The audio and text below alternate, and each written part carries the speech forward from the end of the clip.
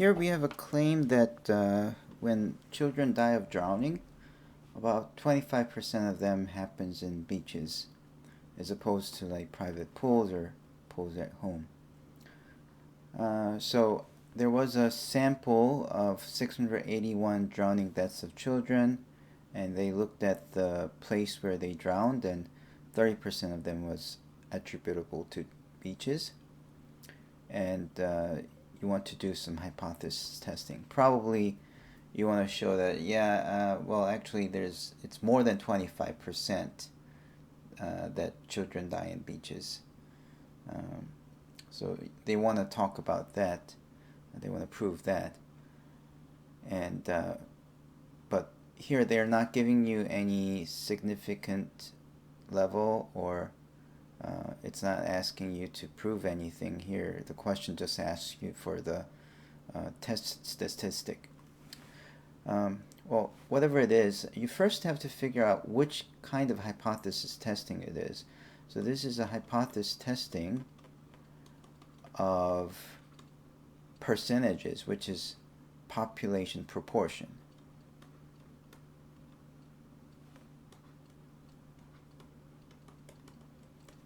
Okay, and for that, the formula is about how different the sample proportion is from the population proportion that the null hypothesis has. So this is your this is the null hypothesis, right? H0 is saying that, oh yeah, I think the proportion of all deaths in the beaches as opposed to all drowning deaths is 25%. That's our null hypothesis. So that's why this value is p equals to 0.25.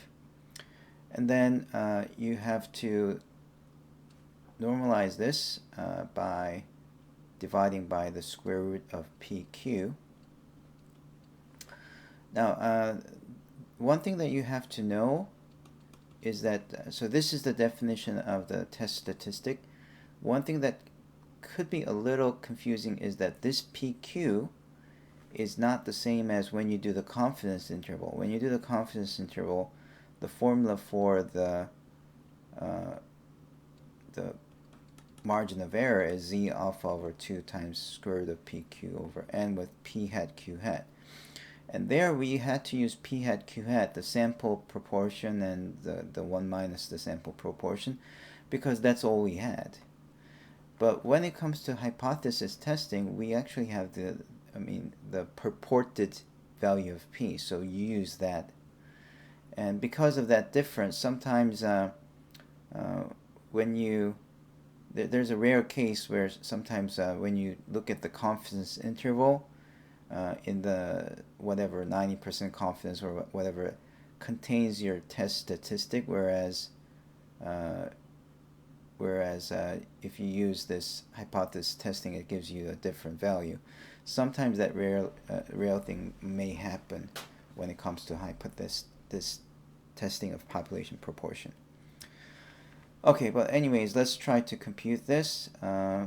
We already know what p is, we already know what p hat is, n is also given, so the only thing that we need to figure out is pq, or actually the q value. Q would be 1 minus p, so it's 1 minus 0.25, which is 0.75. Therefore, for us, this is 0.3 minus 0.25 divided by square root of 0.25 times 0.75 divided by 681. Okay, so that's what you need to plug into the calculator. But when you put this into your calculator, just make sure that you put parentheses around here, and you also put parentheses around here. That's a good practice, because see, sometimes when you have division and another division, the order of operations can work in a strange way, and you get a result that's not what you intended. So It's a good practice to put these parentheses when you put them into your calculator. All right, so let's put it into the calculator.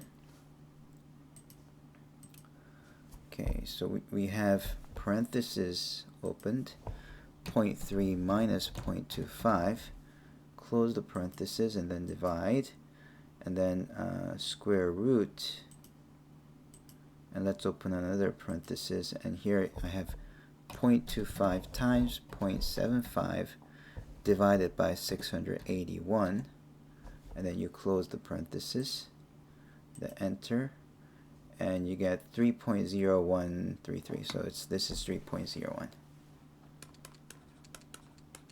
And that's the test statistic.